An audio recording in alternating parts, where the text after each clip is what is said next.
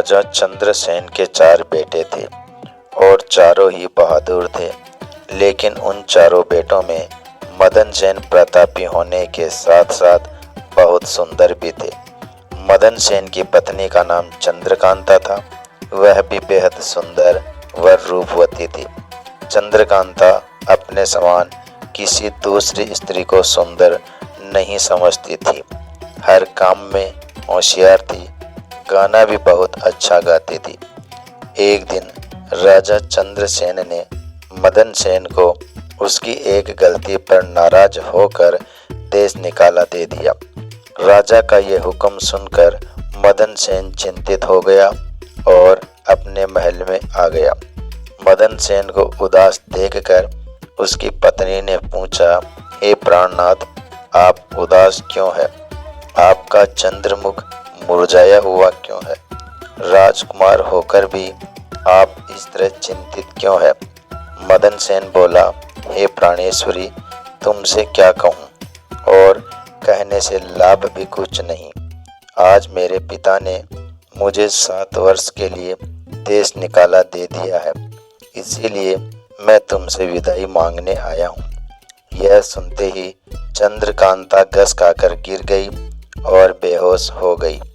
उसकी ये हालत देखकर मदन सेन के होशो हवास जाते रहे। वह सोचने लगा, मैंने बहुत बुरा किया जो अपनी पत्नी को सब कुछ बता दिया।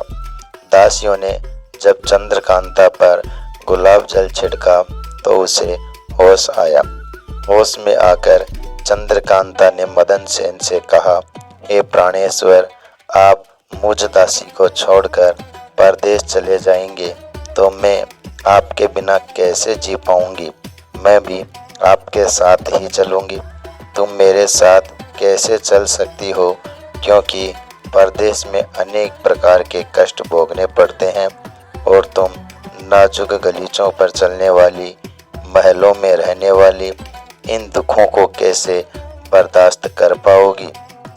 मदन सेन ने पत्नी को समझाने वाले अंदाज में कहा। चंद्रकांता ने आंखों में आंसू भरकर कहा, परदेश में कितने भी दुख उठाने पड़े, वे सब आपके साथ रहते सुख से भी अधिक सुखमय मालूम होंगे। महल के सुख आपके बगैर जंगल के दुखों से भी अधिक भयानक प्रतीत होंगे। इससे अच्छा तो यही है कि मैं आपके साथ ही चलूं। मदन सेन ने सोचा कि ये मेरे बगैर नहीं रह सकती, इसलिए मुझे यह शोभा नहीं देता कि इसको तड़पता छोड़कर चला जाऊं। बेहतर यही होगा कि इसे साथ ले चलूं। इस विचार के मन में आते ही मदन सेन ने अपनी पत्नी से कहा, अच्छा, तुम उदास मत हो, हम तुम्हें अपने साथ ले चलेंगे। पति की यह बात सुनकर चंद्रकांता बहुत खुश हुई और अपने पति के साथ जाने की तैयारियों में जुट गई। अगली सुबह चंद्रकांता और मदन सेन नगर से निकलकर एक जंगल में पहुंच गए। जब चलते चलते थक गए तो एक उचित सी जगह देखकर एक बरगद के वृक्ष के नीचे विश्राम करने लगे। वे बहुत अधिक थके हुए थे, अतः ठंडी हवा के झोंकों ने उन्हें नींद के आगोश में पहुंचा दिया। मगर कुछ देर बाद ही एक सांप ने चंद्रकांता को डस लिया। सांप के डसते ही चंद्रकांता तड़पने लगी। मदन सेन की आंख खुली तो चंद्रकांता को तड़पते देखकर और सांप को जाते देखकर मदन सेन बेचैन हो गया। कुछ देर बाद चंद्रकांता मर गई। मृत पत्नी को देखकर मदन सेन विलाप करने लगा। उसका रोना धोना सुनकर जंगल के जीव जंतु घुर्राने लगे। मदन सेन के मन में सोचा, जब जीवन संगिनी ही मर गई तो मैं अब जीकर क्या करूँगा? इसी जंगल में प्राण त्याग दूंगा। मन में यह विचार आते ही वह चंद्रकांता की लाश के पास से उठा और जंगल से लकड़ियां इकट्ठी करने लगा। वह रो रो कर कहता जा रहा था कि चंद्रकांता की चिता में मैं भी जल जाऊंगा। संयोगवश उसी जंगल में महादेव पार्वती पृथ्वी का लोक भ्रमण करते हुए वहां आ पहुंचे। माता पार्वती ने जब मदन सेन के रोने की आवाज सुनी तो उन्हें उस पर दया आ गई। उन्होंने महादेव से कहा, हे प्रभु, कोई मानव हृदय विदारक स्वर में रो रहा है। उसके रोने से मेरा हृदय कांप रहा है। आप उस पर दया करके उसका दुख दूर कर दीजिए। माता पार्वती की बातें सुनकर महादेव ने कहा, हे प्रिय, मैं तुम्हें इसीलिए अपने साथ नहीं ला रहा था क्योंकि पृथ्वी पर हर प्रकार के दुखी मनुष्य है। हम किस किस का दुख दूर करेंगे। इस पर माता पार्वती ने कहा, हे स्वामी, कुछ भी हो, इसका दुख आपको अवश्य दूर करना पड़ेगा। माता पार्वती की बात सुनकर शिवजी पार्वती को अपने साथ लेकर वहां आए जहां मदन सेन करुण विलाप कर रहा था। शिवजी ने मदन सेन से पूछा, तू क्यों रो रहा है? तुझको क्या दुख है? मदन सेन ने रोते हुए कहा, आप मेरा दुख क्या जाने।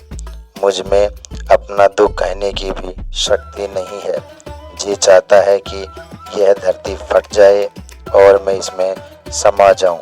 मदन सेन ने काफी दुखी स्वर में कहा। मदन सेन की ये बात सुनकर शिवजी को भी उस पर दया आ गई और उन्होंने उससे कहा, तू हमसे अपना हाल कह। तब मदन सेन ने उनसे कहा, महाराज, मैं जूनागढ़ के राजा चंद्रसेन का बेटा हूँ। मेरे पिता ने मुझको देश निकाला दे दिया, इसलिए मैं और मेरी पत्नी इस जंगल में आ गए। यहाँ आकर मेरी पत्नी सर्प के काटने से मर गई। उसका विरह मुझसे सहन नहीं हो रहा है, इसलिए मैं लकड़ियाँ एकत्र कर रहा हूँ ताकि अपनी प्यारी पत्नी के साथ ही चलकर अपने आप को भी अग्नि के हवाले कर दूं। मदन सेन की ऐसी दुख भरी बातें सुनकर महादेव ने कहा, तू बड़ा मूर्ख है। यह तो संसार है, यहाँ इंसानों का आना जाना लगा ही रहता है। एक दिन ये शरीर सबको छोड़ना पड़ेगा। तू ये भी जानता है कि इस संसार में कोई किसी के साथ न आया है न किसी के साथ जाएगा। तू बुद्धिमान होकर भी ऐसी बात करता है।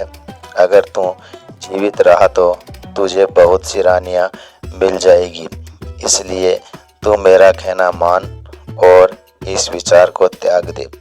महादेव के इन शब्दों को सुनकर मदन सेन बोला, महाराज, आपने जो कुछ कहा वह सत्य है, किंतु ऐसी पतिव्रता पत्नी तो मुझे किसी जन्म में भी नहीं मिलेगी और न इसका वियोग मुझसे सहन होगा, इसलिए मैं इसके साथ ही मरूंगा।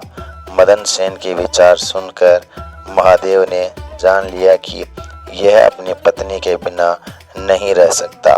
तब वे मदन सेन से बोले, तेरी पत्नी के जीवित होने का एक उपाय है। इस रानी की आयु 20 वर्ष थी जो इसने भोग ली। तेरी उम्र 70 वर्ष की है, जिसमें से 30 वर्ष बीत चुके हैं। तेरी उम्र में 40 वर्ष अभी और बाकी है। यदि तुम अपनी आयु का आधा भाग अपनी रानी को दे दो तो तुम दोनों की आयु बराबर हो जाएगी। यदि यह बात तुम्हें स्वीकार है तो रानी अभी जीवित हो जाएगी। महादेव की बात सुनकर मदन सेन ने कहा, मुझे स्वीकार है। अब महादेव ने मदन सेन के हाथ में पानी देकर उसमें 20 वर्ष देने का संकल्प लिया और रानी के हाथ पैरों पर पानी डालने से पूर्व मदन सेन से कहा, इसमें एक रहस्य की बात और है।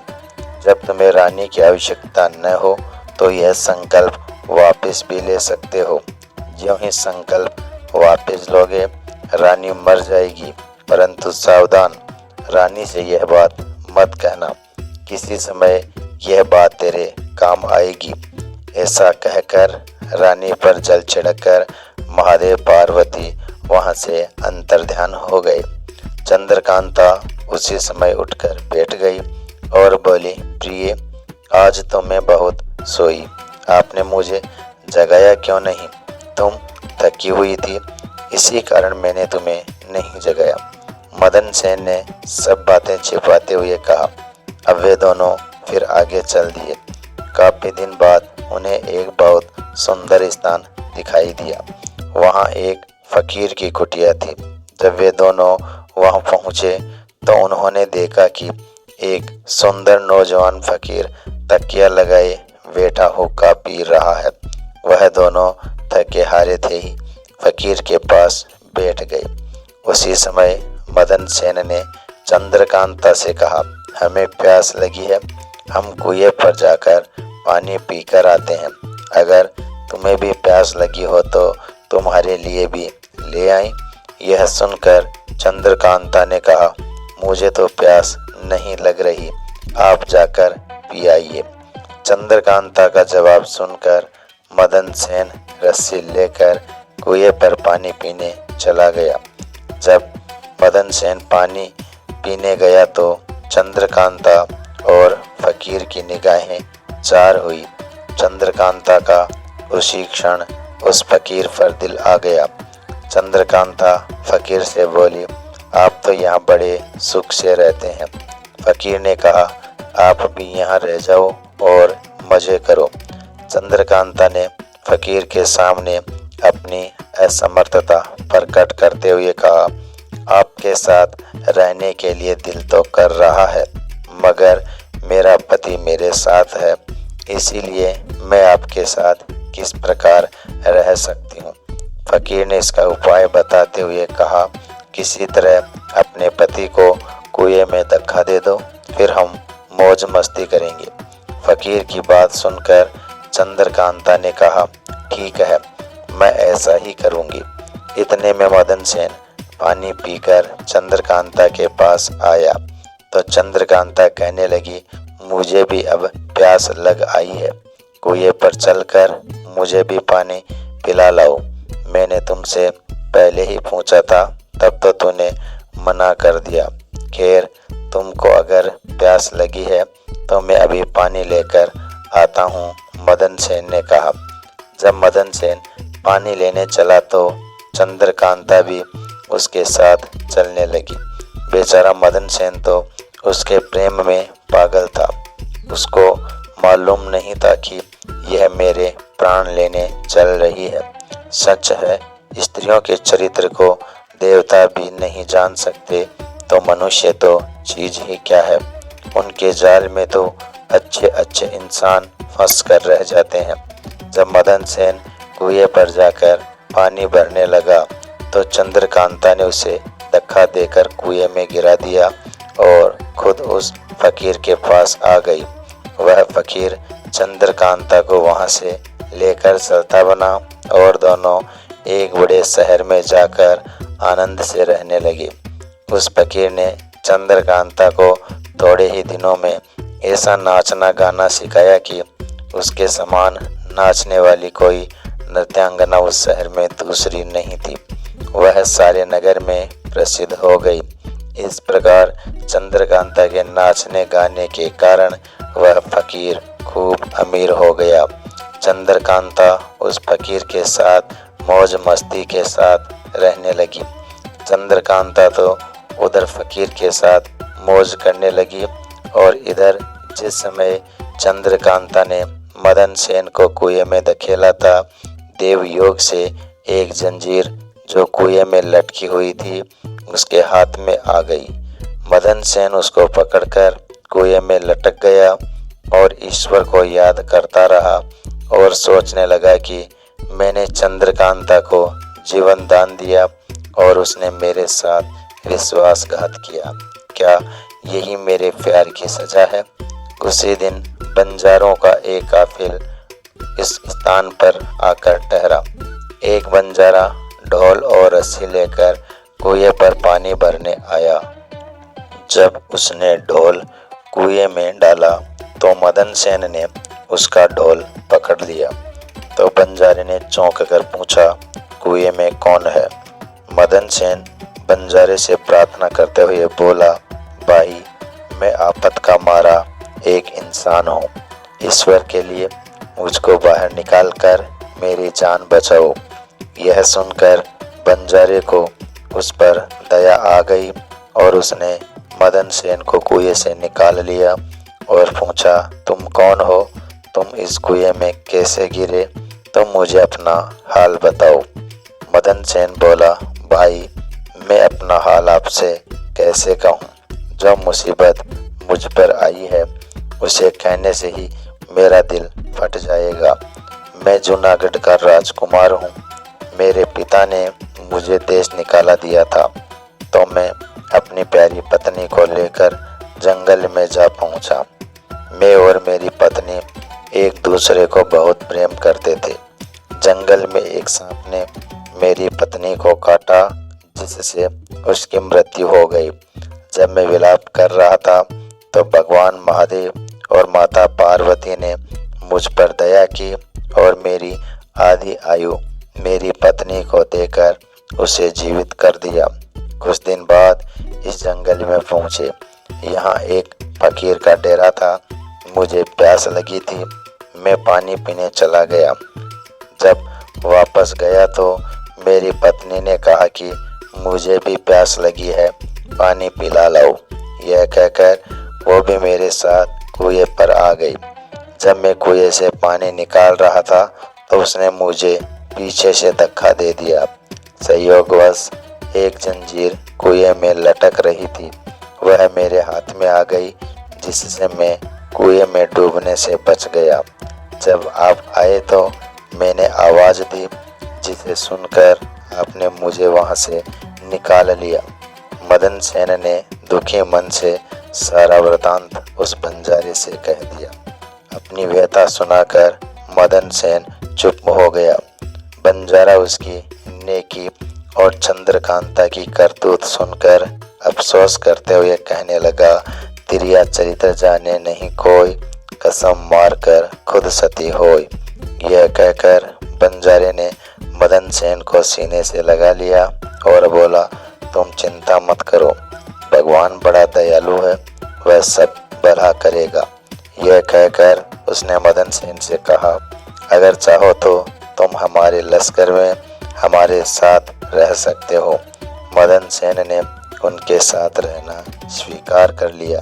संयोगवश बंजारों का वह लश्कर कुछ दिनों के बाद उसी शहर में आया जिसमें चंद्रकांता और वह फकीर रह रहे थे।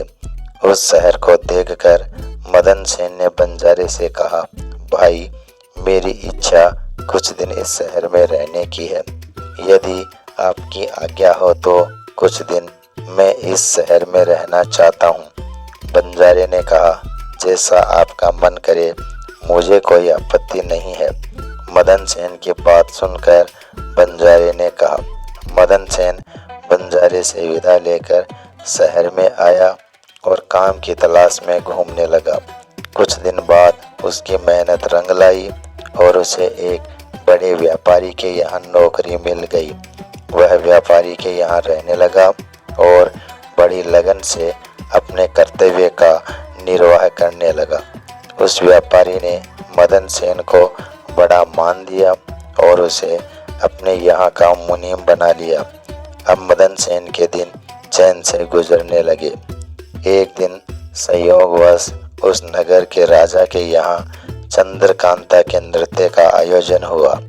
राजा ने उस शहर के तमाम बड़े व्यापारियों और सेठ साहूकारों को अपने यहाँ इस नृत्य का अवलोकन करने के लिए आमंत्रित किया।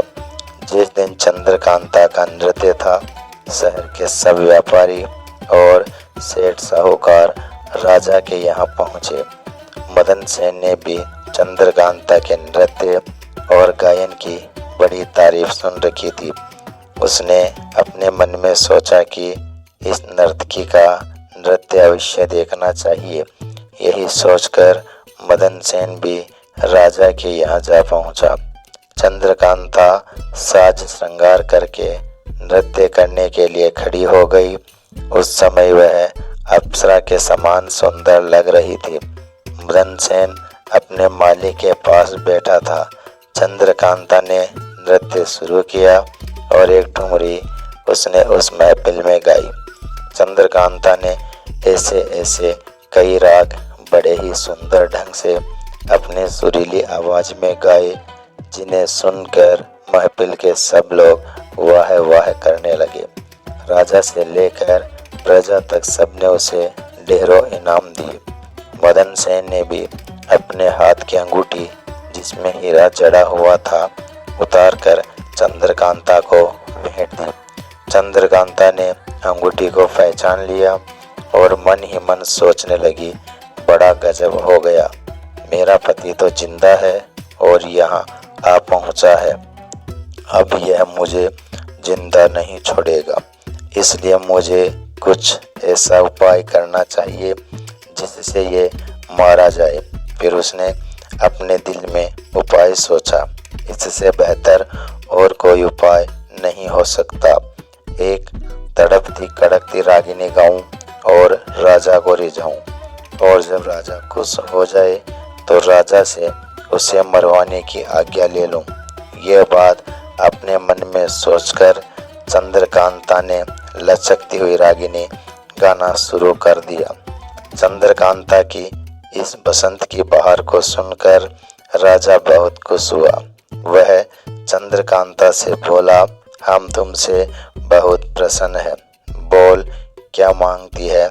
जो कहेगी तुझे मिलेगा। यदि आप मुझसे खुश है तो पहले मुझे वचन दीजिए कि मैं जो मांगूंगी आप मुझे देंगे। चंद्रकांता ने राजा को वचनबद्ध करना चाहा। चंद्रकांता की बात सुनकर राजा ने चंद्रकांता को वचन दे दिया। तब चंद्रकांता ने राजा से कहा, आपकी इस सभा में मेरा एक चोर है, उसको आप इसी समय मरवा दीजिए। चोर को मेरे सामने लाओ, राजा ने तुरंत कहा। तब चंद्रकांता ने मदन सेन का हाथ पकड़ा और उसे राजा के सामने ले आई। इसे जल्लादों के हवाले कर दो, राजा ने सिपाहियों को आदेश दिया। यह सुनकर जल्लाद मदन सेन का हाथ पकड़कर उसे मारने के लिए ले जाने लगे। इस समय मदन सेन का व्यापारी मालिक घबराकर मदन सेन के पास आया और पूछा, तूने इस नर्तकी का क्या चुराया है जिस वजह से ये तुझे मरवाना चाहती है? मदन सेन ने अपने मालिक से कहा, मैंने इसका कुछ नहीं चुराया, बस तुम इस राजा को मेरी दो बातें सुन लेने के लिए राजी कर लो तो मेरी जान बच जाएगी। मदन सेन का मालिक यह सुनकर अपने साथी व्यापारियों और साहूकारों के पास आया और उन सब से मशवरा किया। उसने कहा, मित्रों, या तो राजा न्याय करे वरना हम सब इस शहर को छोड़कर चले जाएंगे। यह सलाह मशवरा करके सारे व्यापारी राजा के पास आए और कहने लगे, महाराज, हमारा मुनीम निर्दोष ही मारा जा रहा है। वो कहता है कि राजा ने मुझे मारने की आज्ञा दी है, सो मुझे भी उस राजा की आज्ञा से मरना स्वीकार है, लेकिन मेरी दो बातें सुन ली जाए। राजा ने व्यापारियों की बात सुनकर कहा, मुनीम को लेकर आओ। व्यापारी मदन सेन को लेकर राजा की सेवा में उपस्थित हुए। राजा बोला, तुम जो कुछ कहना चाहते हो मेरे सामने कहो। मैंने क्या अपराध किया है जिसके कारण आपने मुझे मौत की सजा सुनाई है? चंद्रसेन ने पहला प्रश्न किया। राजा ने कहा, तू इस नर्तकी का चोर है। यह सुनकर मदन सेन ने कहा, मैं इस उल्टा स्त्री का चोर नहीं हूँ, मैं इस उल्टा स्त्री का पति हूँ। यह मुझे कुएं में धकेलकर इस फकीर के साथ चली आई है। चंद्रकांता ने बात को बिगड़ते देखकर कहा, महाराज, मैं इस झूठे को क्या जानूं कि ये कौन है? ये तो बस मेरा चोर है। मदन सेन ने चंद्रकांता की ओर घृणित नजरों से देखा और कहा, अगर ये मेरी पत्नी नहीं है तो जो कुछ चीज मैंने इसे रास्ते में दी थी, यह मेरी वो अमानत मुझे लौटा दे। चंद्रकांता ने तुरंत स्वीकार कर लिया। अच्छा, अपने हाथ में पानी लो, मेरा तेरा न्याय इसी सभा में होगा। पानी लेकर कहो कि जो वस्तु इसने रास्ते में मुझे दी थी वो मैं आज इसे वापस करती हूँ। मदन सेन ने कहा। चंद्रकांता ने अपने हाथ में पानी लेकर कहा, जो वस्तु इसने मुझे रास्ते में दी थी वो मैं आज इसे वापस करती हूँ। यह कहकर चंद्रकांता ने जैसे ही अपने हाथ का पानी छोड़ा वैसे ही चंद्रकांता के प्राण पखेरु उड़ गए। यह सहकर सब लोग आश्चर्यचकित रह गए। राजा ने घबराकर मदन सेन से कहा, यह क्या हुआ? इसका कारण सही सही मेरे समक्ष कहो। तब मदन सेन ने अपने बारे में राजा को बताना प्रारंभ किया और अपने देश निकाला दिए जाने से लेकर अब तक का सारा हाल सबके सामने कह सुनाया। ये सारी बातें सुनकर राजा ने मदन सेन को अपने सीने से लगा लिया और अपनी बेटी की शादी मदन सेन के साथ कर दी और उस फकीर को फांसी का हुक्म सुना दिया। दोस्तों, वीडियो पसंद आया हो तो लाइक और शेयर जरूर कर देना।